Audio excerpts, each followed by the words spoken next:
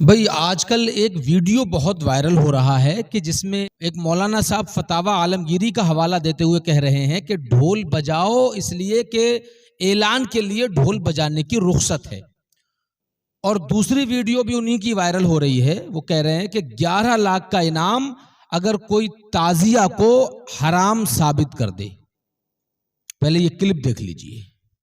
محرم میں پہلے دن سے ڈھول بجانا شروع کر دینا، فتاوی عالمگیری دکھانا میرا کام ہے، کیونکہ اعلان کے طور پہ ڈھول بجانے کی رخصت ہے۔ یہ تعزیہ شریف ہے کربلا شریف کا، سبحان اللہ۔ میں کہتا ہوں اس کو اگر کوئی ناجائز حرام ثابت کرے، حرام کہے، 11 لاکھ کا انعام ہے۔ اگر کسی اماں مولوی کی دم میں ہو ثابت کر دے کہ یہ حرام ہے، سبحان اللہ سبحان اللہ، اور فیصلہ فتاوی رضویہ سے ہوگا۔ اب سنو، جناب نے اس ویڈیو میں یہ کہا کہ فیصلہ فتاوی رضویہ سے ہوگا، تو آؤ اب میں ان عقل کے بیمار کو ذرا سا مرہم لگا دوں فتاوی رضویہ سے۔ حوالہ نوٹ کریں، فتاوی رضویہ جدید جلد 24 صفحہ 534 اور 535۔ اعلیٰ حضرت کیا لکھتے ہیں؟ باجا، تبل، تمبورا، سارنگی، مزمار، نقارہ، ڈھول، باجا، رباب، یہ سب کے سب حرام ہیں۔ ان کا بجانا، سننا، رکھنا، بنانا، بیچنا، خریدنا، سیکھنا، سکھانا سب ناجائز و حرام ہے۔ اور جناب کو تھوڑا سا مرہم اگر کم رہ گیا ہو تو آؤ اعلیٰ حضرت کے شفا خانے سے فتاوی رضویہ کے نسخے سے ذرا سا ایک مرہم اور دے دیتا ہوں۔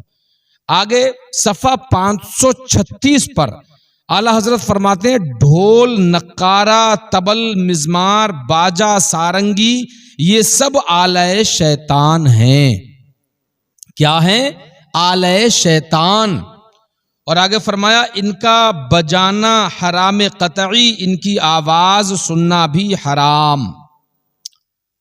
اب اعلیٰ حضرت نے خود فرما دیا کہ یہ سب آلہ شیطان، اور آلہ شیطان کی جو تشہیر کرے، جو اس کا پرچار کرے، جو آلہ شیطان کا ایڈورٹائز کرے، وہ کون ہوگا؟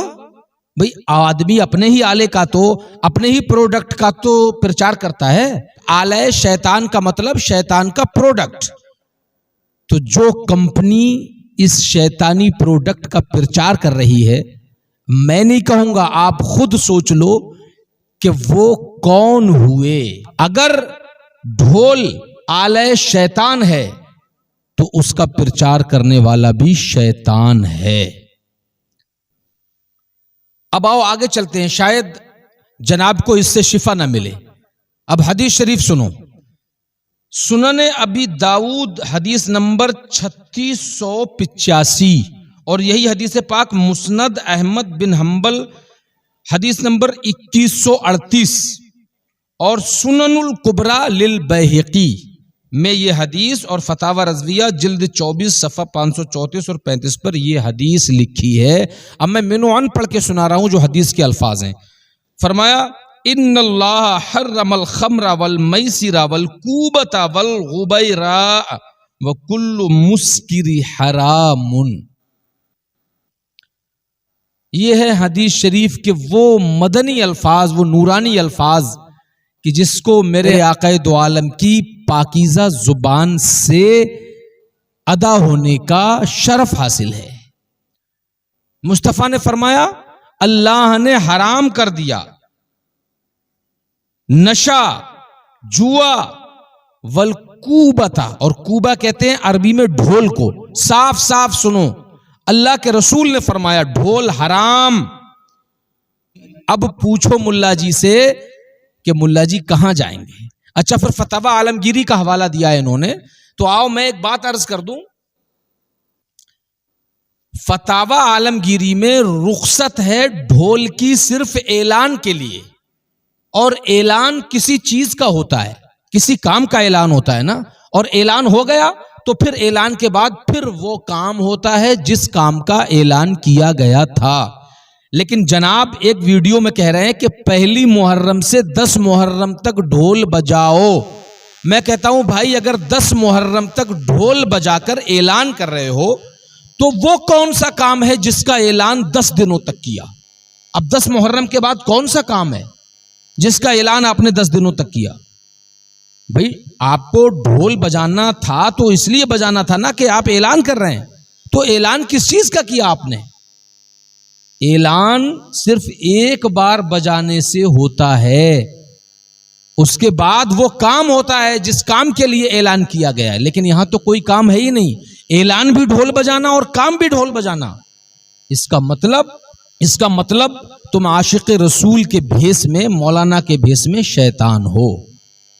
اور رہی بات 11 لاکھ انعام کی، تو جناب علامہ حشمت علی خان جن کی تم دہائی دیتے ہو، جن کی اولادیں اپنے آپ کو بتاتے ہو، علامہ حشمت علی خان علیہ الرحمت والرضوان،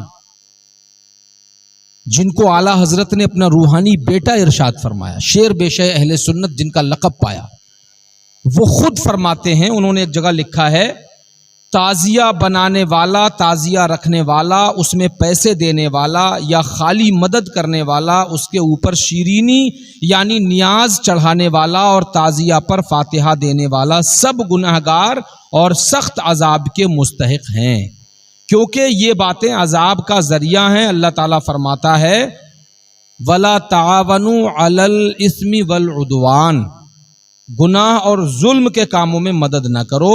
یہ کتاب ہے مجمع المسائل بحوالہ مسائل اسلام صفحہ 78، خود شیر بے شے اہل سنت کہتے ہیں۔